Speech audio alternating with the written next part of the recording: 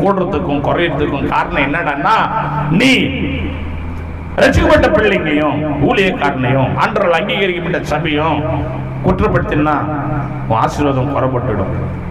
பிள்ளைங்களே, என்னாகம புஸ்தகம் 26ஆம் அதிகாரத்துல கர்த்தருடைய வார்த்தை தியானம் பண்ணும்போது, ஊழியக்கார குடும்பத்துல பிறந்த ஒரு மகளுக்கு 3 பிள்ளை பிறகுது. ஒன்னு மோசே, ஒன்னு ஆரோனு, ஒன்னு மிரியாம.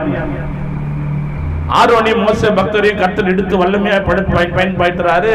அவங்க சகோதரி மிரியாமே வராங்க. அது கொழுப்போது இருமா போய் என்ன பண்ணுச்சுனாக்கா மிதமிஞ்சி பேசுது. ஆண்டவர் என்ன பண்ணாரு? குஷ்டரோகம் வர வச்சாரு. அக்கா தங்கச்சி அண்ணன் தம்பி எல்லாம் பார்க்க மாட்டாரு ஊழியத்துல, சபையில. அதெல்லாம் வேலைக்கே ஆகாது. நீ யாரா இருந்தாலும் சரி, நீ அம்மா வந்தாலும் அப்பா வந்தாலும் அண்ணன் வந்தாலும் தம்பி வந்தாலும் கூட்டிச்சு வந்தாலும் லட்சம் இருந்தாலும் ஊழியக்காரனை கையெடுத்து வணங்கணும். கர்த்தருடைய கடவுள் சொன்ன வார்த்தை இது. ஒருவர் கனம் பண்ணணும். கடவுளுடைய கிருபை, கர்த்தருடைய இரக்கம். என்ன பண்ணாரு ஆண்டவருடைய